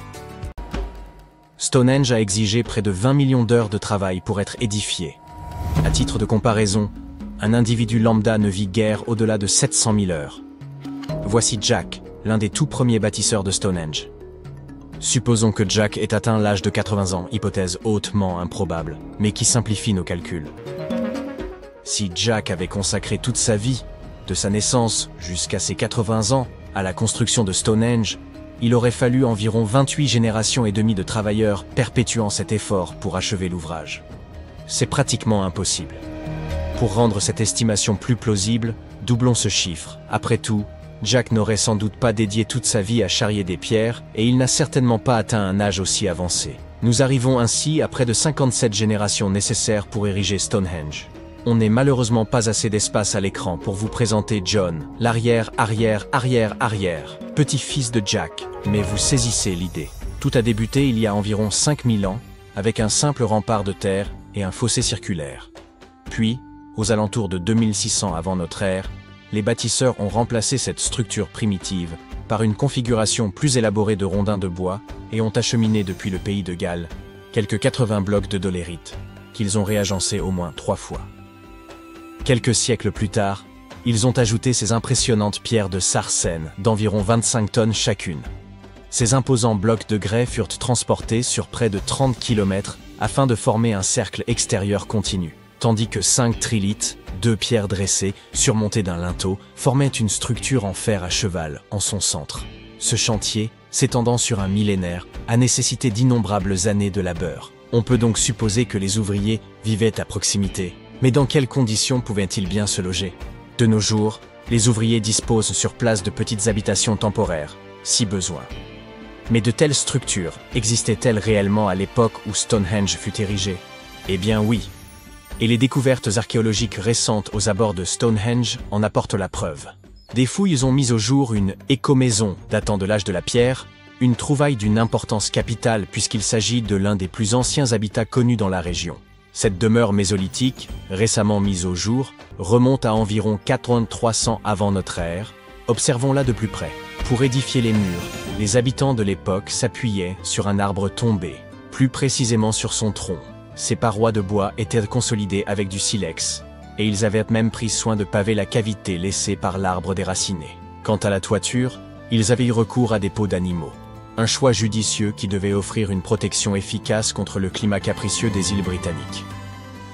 Vous vous demandez peut-être comment ces bâtisseurs ont pu affronter les rigueurs du climat britannique, particulièrement durant l'hiver. La réponse est simple, un foyer était aménagé sur place, ce qui n'a rien d'étonnant en soi. Mais le système employé pour chauffer l'habitat se révélait particulièrement ingénieux. Placer un foyer directement à l'intérieur de la maison aurait constitué un danger trop important. Mais introduire des pierres chauffées ne présentait aucun risque. Tout en demeurant chaudes, elles ne pouvaient pas provoquer d'incendie. Elles servaient donc de réservoir thermique, permettant de maintenir une chaleur agréable durant la nuit. Pour parfaire leur aménagement, ils ajoutaient à même quelques pierres décoratives. Certes, ce n'était pas Versailles, mais leur demeure possédait indéniablement une certaine élégance. Si vous pensez que cette découverte ne concerne que les habitations, détrompez-vous. Elle bouleverse notre compréhension du mode de vie de cette époque. En situant ces populations dans un cadre préhistorique essentiel, dès les débuts du néolithique, elle soulève des interrogations fascinantes sur un éventuel lien entre ces premiers habitants et les bâtisseurs de Stonehenge. Mais une inquiétude persiste. Les experts s'inquiètent du fait que ce site, ainsi que d'autres vestiges archéologiques enfouis, pourraient être mis en péril si les autorités maintiennent leur projet de tunnel visant à détourner l'A303 en la faisant passer sous ce site classé au patrimoine mondial. Bien entendu, la maison mise au jour par les scientifiques n'était pas parfaitement conservée et présentait plusieurs lacunes essentielles pour la vie quotidienne. Certains éléments avaient disparu avec le temps, tandis que d'autres étaient simplement absents. Aussi, les chercheurs ont-ils entrepris de recréer ces habitations vieilles de 4500 ans. Pour ce faire, ils ont utilisé 20 tonnes de craie, 5000 tiges de noisetier et 3 tonnes de paille. Ces reconstitutions ont été érigées à proximité de Stonehenge. Un véritable exploit lorsqu'on sait à quel point il est difficile d'y obtenir un permis de construire, même pour une simple étable. Alors, à quoi ressemblent ces maisons? Tout d'abord, il y en a 4, toutes de forme ovale. Elles reposent sur les fondations de véritables habitations qui se dressaient à cet endroit il y a environ 4500 ans, soit précisément à l'époque où l'éco-maison de Stonehenge était en construction. Les habitations sont de taille modeste, se limitant à une seule pièce. Déterminer leurs dimensions s'est révélé relativement simple, puisque la taille du toit et la hauteur des murs pouvaient être estimées à partir des fondations. Chaque côté mesure environ 5 mètres. Cependant, la structure exacte de la toiture demeure une énigme. À l'époque, plusieurs techniques à base de chaume étaient utilisées, rendant difficile l'identification précise de celle employée ici. Pour l'instant, l'hypothèse la plus probable est celle d'une toiture en paille nouée ou attachée, solidement fixée à un cadre en noisetier tressé. Lorsque le foyer est allumé, la fumée s'élève naturellement à travers le chaume. Les 20 tonnes de craie ont servi à recouvrir les sols et les murs. Cette surface blanche réfléchit la lumière du soleil et retient la chaleur du feu. Toutefois, un problème inattendu est apparu. Le sol, saturé d'eau, en a considérablement retardé le séchage. Alors que la craie aurait dû durcir en quelques jours, certaines parties du sol sont restées collantes durant des semaines, un peu comme du chewing-gum. Il ne fait aucun doute que les bâtisseurs d'il y a 4500 ans ont dû affronter des difficultés similaires, ce qui permet d'apprécier à sa juste valeur le labeur qu'exigeait la construction de ces habitations. Pour obtenir une finition lisse et presque brillante, la dernière couche d'enduit a été appliquée avec des chiffons, conférant au mur une apparence étonnamment raffinée. L'intérieur est aménagé avec des lits et des étagères en bois et en osier, ainsi que des pots d'argile, le tout organisé autour d'un foyer accueillant. Le tout donne une impression d'espace et baigne dans une lumière naturelle qui traverse le toit de chaume avant de se réfléchir sur les murs blancs. Le mobilier tressé, quant à lui, apporte une touche d'authenticité. Des feux ont été allumés pour y préparer un premier repas. Du pain confectionné à partir de farine moulue sur une meule de pierre, juste à côté du foyer. Ceux qui l'ont goûté ont été agréablement surpris par sa saveur. Légère déception. Ceux qui ont recréé ces habitations ont un peu triché. Certes, les matériaux sont fidèles à ceux d'origine, mais les outils utilisés ne le sont pas. Ils ont eu recours à des bétonnières pour mélanger le torchis, des brouettes pour transporter le bois, et des haches en acier pour fendre les bûches près de l'âtre, plutôt que des outils de pierre. Il faut toutefois rappeler que ces constructeurs ne sont pas des experts, mais des bénévoles. Dans ces conditions, une petite entorse aux techniques d'antan semble tout à fait pardonnable. D'ailleurs, d'autres volontaires présents sur le site sont ravis de partager leurs connaissances sur les tâches quotidiennes des bâtisseurs de Stonehenge, qu'il s'agisse de moudre le grain ou de tresser des cordes en jonc. Mais ces cahutes ne sont pas les seules découvertes notables de la région de Stonehenge. Il y a quelques années, des archéologues ont mis au jour un site funéraire qui précède même la construction du célèbre monument. Ce long tumulus néolithique, daté d'environ 5600 à 5700 ans, aurait accueilli les dépouilles de certains des premiers habitants de Grande-Bretagne. Son existence a été révélée par des images aériennes montrant son empreinte caractéristique sous les cultures. La plaine de Salisbury regorge d'anciens vestiges, comprenant Stonehenge, divers tumulus et autres monuments. Épargnée par les bouleversements au fil des siècles, elle a su préserver une quantité remarquable de structures préhistoriques. Cette découverte illustre par ailleurs une transition majeure dans le mode de vie humain, marquant le passage du nomadisme à une sédentarisation fondée sur l'agriculture et l'élevage. Un mode de vie qui fait écho à celui reconstitué dans l'écomaison. Le tumulus en question s'étend sur environ 26 mètres de long et 20 mètres de large. Bien que l'érosion et l'agriculture aient fait disparaître une grande partie de sa structure émergée. Si ces caractéristiques sont similaires à celles d'autres sépultures de la région, il pourrait renfermer les restes de 30 à 50 individus, ainsi que des crânes de vaches, dont l'importance pour ces communautés anciennes ne fait aucun doute. Avant d'aborder le pourquoi et le comment de la présence de pyramides dans le monde entier, parlons de quelques exemples. Je commencerai par la pyramide du Soleil au Mexique. Ces gens savaient vraiment comment construire une ville. Leur centre urbain bien planifié s'étendait sur plus de 1800 hectares et comportait plusieurs pyramides. Mais la pyramide du Soleil est la plus impressionnante. Cette structure gigantesque a été édifiée en l'an 100 de notre ère et est l'une des plus grandes constructions de ce type dans tout l'hémisphère occidental.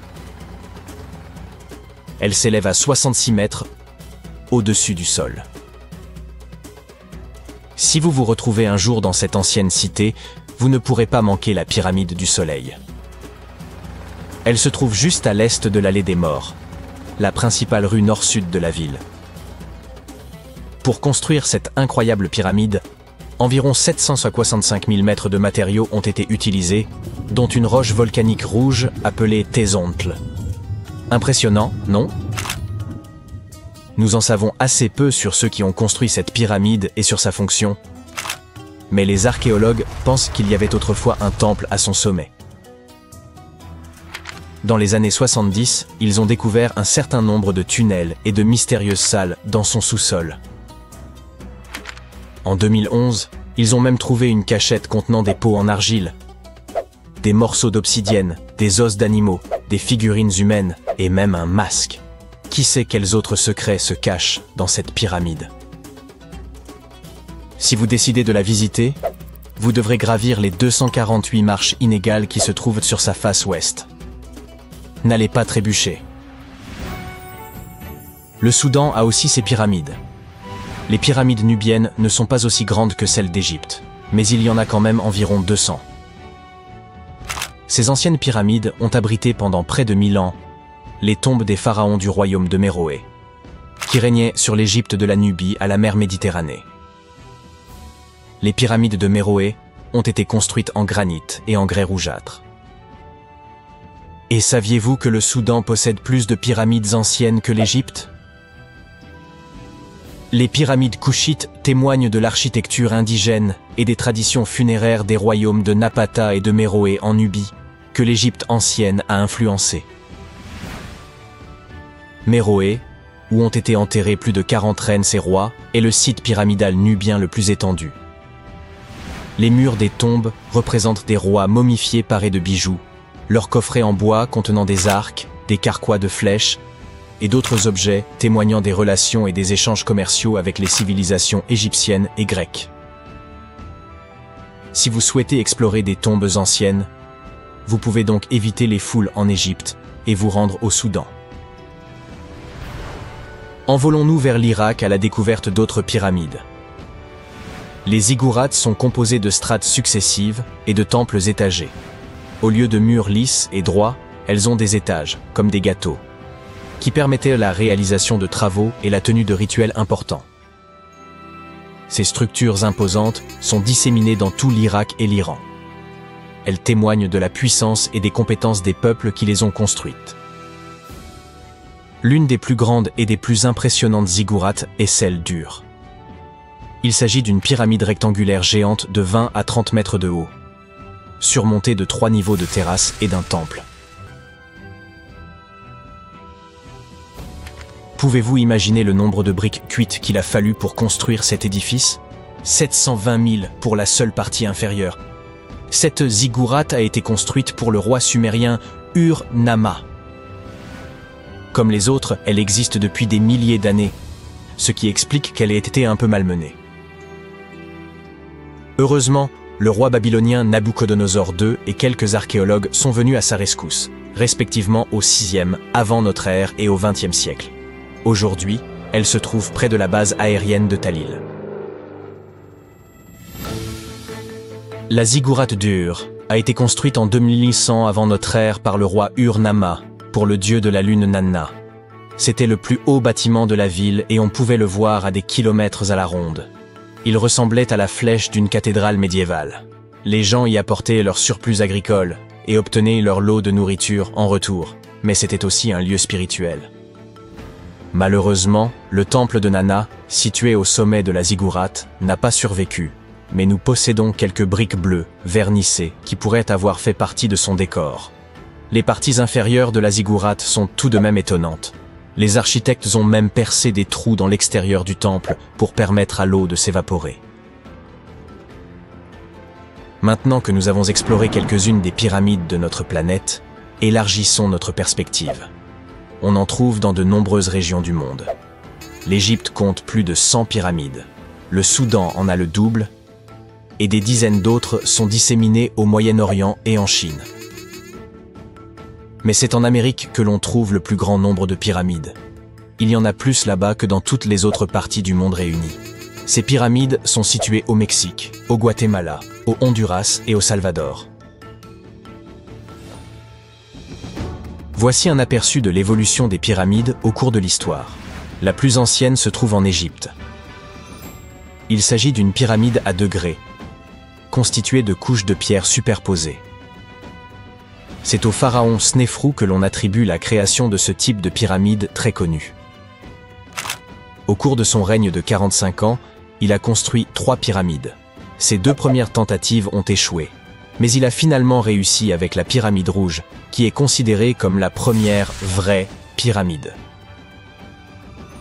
C'est son fils, Khéops, qui construisit la grande pyramide de Gizeh, la plus haute construction humaine sur Terre pendant près de 4000 ans. Les pyramides d'Amérique latine sont semblables aux premières pyramides à degrés égyptiennes, mais elles ont été construites indépendamment les unes des autres. Les pyramides du Soudan ont été construites vers 700 avant notre ère. Elles sont hautes, mais beaucoup plus étroites que celles d'Égypte. Comment toutes ces civilisations ont-elles pu construire ces édifices sans communiquer entre elles? Après tout, les Aztèques, les Mayas et les anciens Égyptiens étaient aussi différents que possible. Mais malgré leurs différences culturelles, ils semblaient tous d'accord sur une chose. Les pyramides étaient plutôt cool. Les pyramides à degrés sont présentes dans le monde entier parce que c'était le type de structure le plus pratique et le plus stable. Elles pouvaient être construites en hauteur sans matériaux légers comme le bois ou le métal. La forme triangulaire avec une base carrée est extrêmement stable comparée à une structure cubique qui nécessiterait plus de matériaux pour une hauteur moindre. En ce qui concerne la conception des pyramides, celle d'Égypte ressemblait à des triangles géants avec une base carrée, des côtés lisses et un sommet pointu. En revanche, les Aztèques et les Mayas ont préféré l'aspect d'un gâteau à étages, avec des marches menant à une plateforme au sommet. Ainsi, bien que toutes ces pyramides aient la même base, elles ont chacune leur propre style. Chaque groupe a construit ces pyramides en utilisant des inclinaisons, des techniques et des matériaux différents. Ainsi, même s'ils se sont parfois inspirés du travail des autres, ils sont restés originaux. Les pyramides égyptiennes avaient des faces lisses et inclinées conçues pour favoriser l'ascension de l'âme du pharaon. La pyramide du soleil a été construite au-dessus de grottes qui servirent de passage aux divinités. Les Mayas ont construit le temple de Kukulkan à Chichén Itzá pour honorer cette divinité que l'on représente généralement sous la forme d'un serpent. Surnommé El Castillo, il comporte 91 marches de chaque côté ainsi qu'une plateforme, soit 365 marches, une pour chaque jour du calendrier maya. Dites-moi les amis, comment les pyramides ont-elles été conçues? Pour commencer, ce sont des humains qui les ont construites, et non des extraterrestres débarqués sur Terre en soucoupe volante. Vous voyez, une chose que toutes les pyramides ont en commun, c'est qu'elles ont été bâties sans outils avancés, et parfois même sans roues. Les ouvriers, qualifiés ou non, étaient nombreux, ainsi que les architectes. Par exemple, on estime qu'il fallut 20 000 personnes pour la grande pyramide de Gizeh, et que la plupart étaient de fins artisans. La construction d'une pyramide était une entreprise de grande envergure qui nécessitait des années de planification et d'efforts. Celle de Cholula, au Mexique, a nécessité 600 ans de travail. La structure de Richat est une formation gigantesque au milieu du Sahara et qui ressemble à s'y méprendre à une vaste cible de fléchettes. Elle est si grande que l'on peut la voir de l'espace. Même la CIA s'y est intéressée à elle. En 1965, ils avaient prévu de la survoler, à la recherche d'anomalies géomagnétiques. Les résultats sont toujours classifiés aujourd'hui. Peut-être que les rumeurs sont vraies, et que cet endroit est vraiment la cité perdue de l'Atlantide. On suppose que l'Atlantide aurait coulé sous les vagues. Mais de récentes découvertes nous orientent dans une direction différente. C'est une histoire ancienne qui remonte très loin dans le temps, et Platon a été le premier à la mentionner. Le lieu avait une végétation luxuriante et une structure singulière. 3 cercles concentriques de terre entourant 2 cercles d'eau. 2 citations clés des écrits de Platon suggèrent que l'Atlantide n'aurait peut-être pas été une île ordinaire au milieu de l'océan. De plus, l'Atlantide aurait subi une influence majeure de l'Afrique et de l'Europe, ce qui remet en question l'idée qu'elle ait pu se trouver dans l'Atlantique. Il s'avère que l'œil du Sahara et l'Atlantide se ressemblent. Lorsque les astronautes ont vu l'œil du Sahara depuis l'espace, ils ont d'abord soupçonné qu'il s'agissait du cratère d'impact d'une météorite. Mais les anneaux de la structure correspondent à la disposition décrite pour l'Atlantide. Plus important encore, le Sahara n'a pas toujours été un désert. Il s'est transformé d'une région tropicale en un désert aride, il y a environ 11 000 ans. Les chercheurs ont retrouvé des traces d'un immense fleuve, le Tamanrasset, qui aurait pu abreuver toute une communauté. Celui-ci s'écoulait vers la structure de Richat, pareillement à la description de Platon. La voie maritime transsaharienne traversait le Sahara il y a 50 à 100 millions d'années, et l'on prétend que la mer aurait détruit l'Atlantide il y a environ 11 500 ans, probablement en raison d'une montée rapide du niveau de la mer causée par la fin de l'ère glaciaire. L'imagerie satellite de la NASA montre des motifs qui concordent avec cette théorie. Ces cercles concentriques pourraient être la clé permettant de dévoiler les secrets de l'évolution de notre planète au cours de millions d'années. Ils ont été façonnés par l'érosion de plusieurs couches de roches résistantes, créant un motif étrange fait de crêtes et de ravins. Le pic principal se dresse fièrement à 400 mètres de haut. La partie centrale a subi une transformation significative due à l'érosion, développant une structure circulaire avec un pic élevé. Contrairement au cratère d'impact, l'œil du Sahara présente une symétrie et un équilibre frappants. Certains affirment que cela résulterait du soulèvement des roches, sculptées par le vent et l'eau. D'autres pensent qu'il s'agirait d'un ancien anticlinal, érodé jusqu'à révéler cette forme concentrique. Ensuite, il y a la théorie du dôme de sel, suggérant que c'est la flottabilité du sel qui aurait sculpté cette merveille. Les techniques de datation ont prouvé qu'elle s'était formée il y a 252 à 541 millions d'années, à plus ou moins 1 million d'années près. D'anciens artefacts sont éparpillés autour des anneaux extérieurs de la structure, près du lit du fleuve asséché. Certains outils en pierre plus anciens ont également été retrouvés dans la même zone. Et pourtant, même si quelques pointes de lance de l'ère néolithique y ont été trouvées, il n'y a pas beaucoup de signes que des gens y aient vécu à l'époque. La région semble avoir été exploitée pour des activités à court terme comme la chasse ou la fabrication d'outils. Il existe d'autres mystères surnaturels qui parsèment notre monde. L'une de ces énigmes se trouve en Norvège. Le sinistre phénomène des lumières d'Esdalen, également connu sous le nom de vallée des lumières, laisse les scientifiques perplexes. Cette vallée a une largeur de 15 km. Elle est assez reculée, mais une étrange boîte bleue se trouve en haut de la colline, équipée de caméras qui scrutent le vallon en contrebas. L'inquiétante saga a commencé dans les années 80, lorsque le ciel nocturne au-dessus de Esdalen s'est paré de boules de feu incandescentes. Un spectacle récurrent qui a fait frémir tous ceux qui l'ont vu.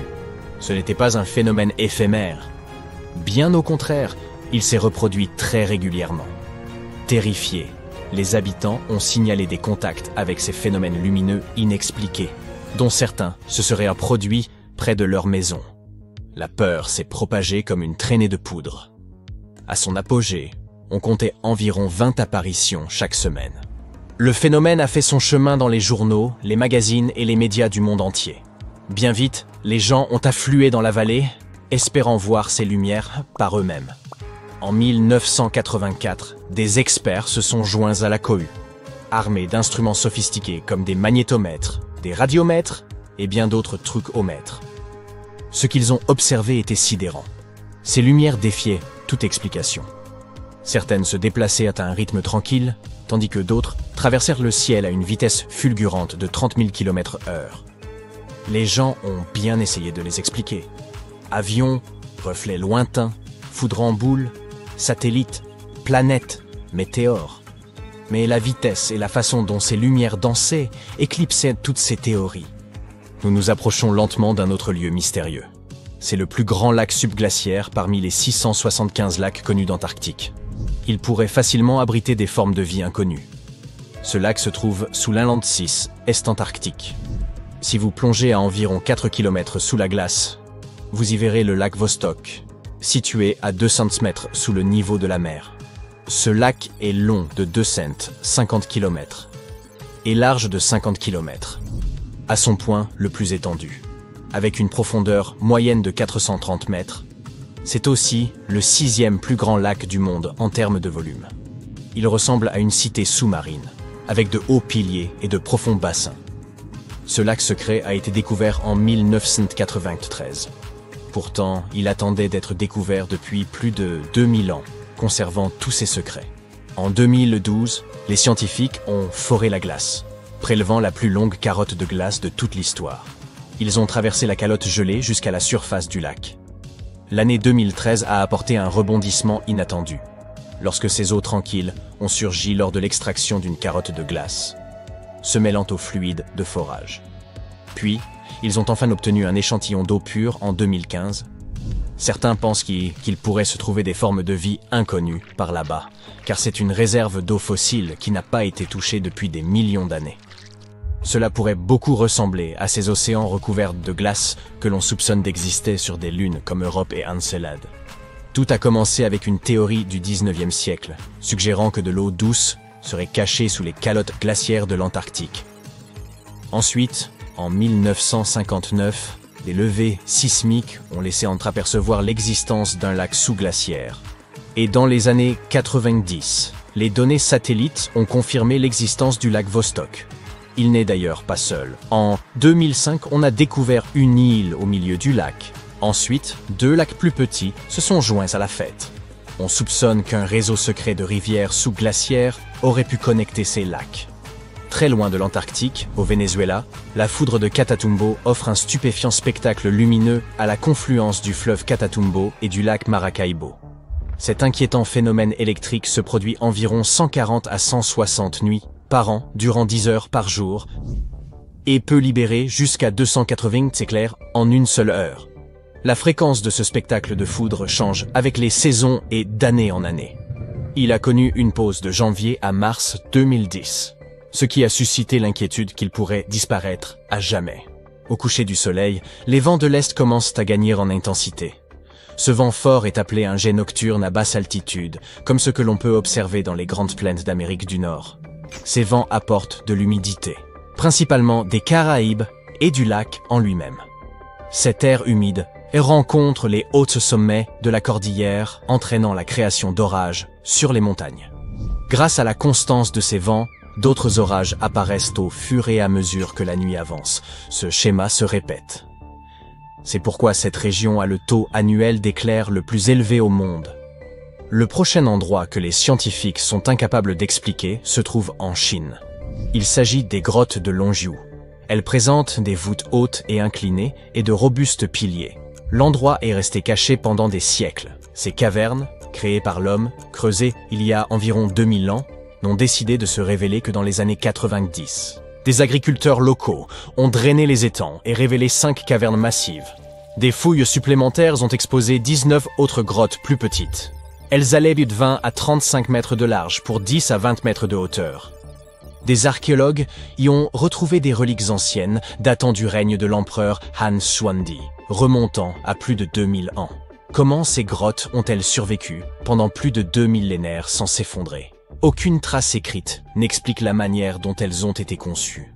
Les murs présentant des marques de bourrines, laissant supposer une activité de sculpture couche après couche. Mais le processus exact de construction demeure un casse-tête. Récemment, des scientifiques ont fait une découverte étonnante qui pourrait résoudre le mystère de Stonehenge. Ils ont trouvé un élément caché au plus profond de l'ADN des pierres de Sarsène, les énormes monolithes présents sur le site. Cette découverte pourrait révéler pourquoi nos ancêtres du néolithique ont conçu et construit cette structure. Depuis des années, les scientifiques se creusent la tête pour savoir d'où viennent les énormes pierres de Sarsène. Pendant longtemps, ils ont cru qu'elles provenaient d'une carrière située à 25 km du site, connue sous le nom de Marlborough Downs. Sur ce site, ils ont trouvé des minéraux similaires à ceux qui composent les pierres de Sarsène. Mais en réalité, les choses sont plus complexes qu'on ne le pensait. Notre compréhension de la construction de Stonehenge est en constante évolution. Les scientifiques doivent littéralement remonter le temps pour percer ces mystères. D'où viennent les pierres? Comment ont-elles été transportées? Pourquoi le site a-t-il été construit? Le site de Stonehenge, situé dans la plaine de Salisbury en Angleterre, est constitué de 2 grands types de pierres. Il y a les pierres de Sarsène, très lourdes, et les pierres bleues, plus petites et plus légères. Les pierres de Sarsène pèsent chacune environ 25 tonnes. Cela équivaut à 3 éléphants d'Afrique. La pierre de Sarsène la plus lourde, appelée Hillstone, pèse à elle seule 30 tonnes. Ensemble, les pierres de Sarsène forment le cercle extérieur de la structure. À l'intérieur de ce cercle, vous trouverez les pierres bleues. Leur nom est peut-être un peu trompeur, car elles ne sont pas vraiment bleues. Elles ont une teinte bleutée lorsqu'elles viennent d'être cassées, d'où leur nom. Ces petites pierres proviennent probablement des collines de Presley, dans le sud-ouest du pays de Galles, à environ 240 km de Stonehenge. Elles sont un peu plus légères que les pierres de Sarsène, mais restent assez lourdes. La pierre de l'autel, classée parmi les pierres bleues, est la plus lourde d'entre elles, avec un poids d'environ 6 tonnes. Son emplacement d'origine n'est pas encore connu. Pour déterminer l'origine d'une pierre, les scientifiques doivent d'abord étudier sa composition. Pour cela, ils vérifient l'ADN de la roche.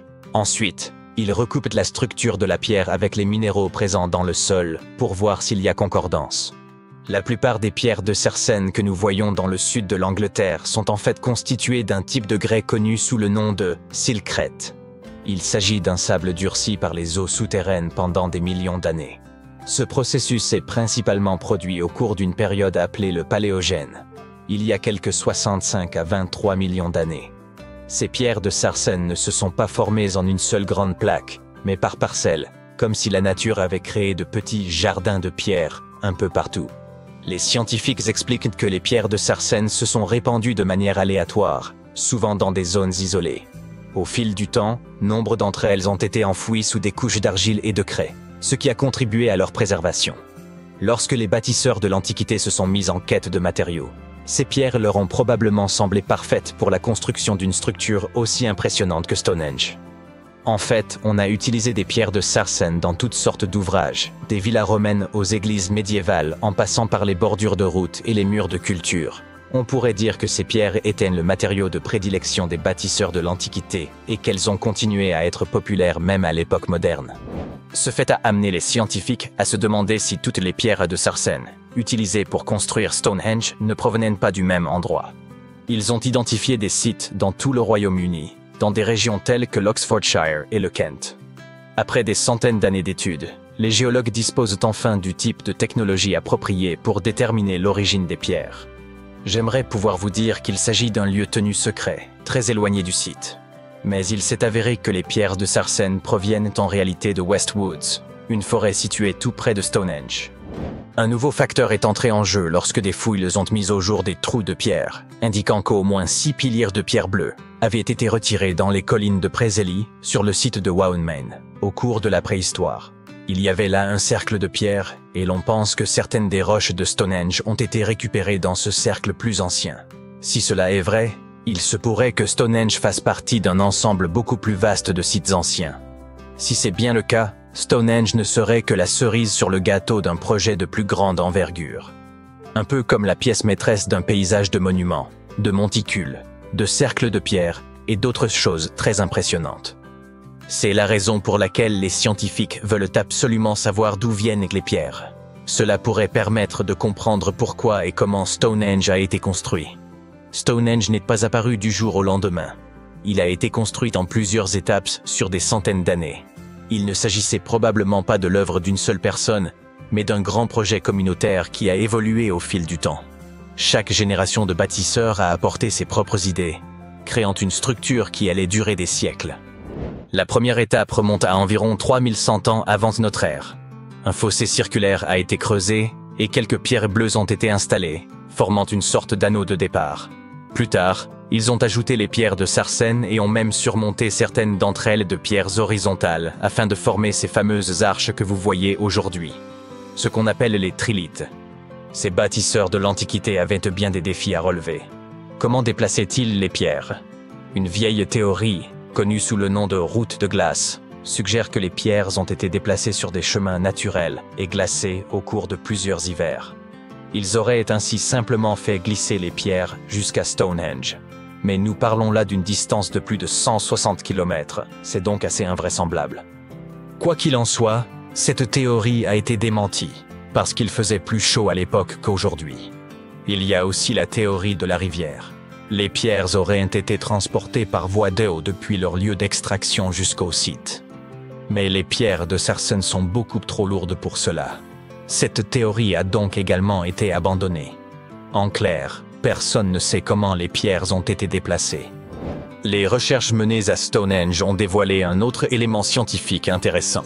Un récent examen au laser des pierres a révélé les différentes méthodes de travail utilisées et montré que certaines parties du monument étaient plus soigneusement ouvragées que d'autres.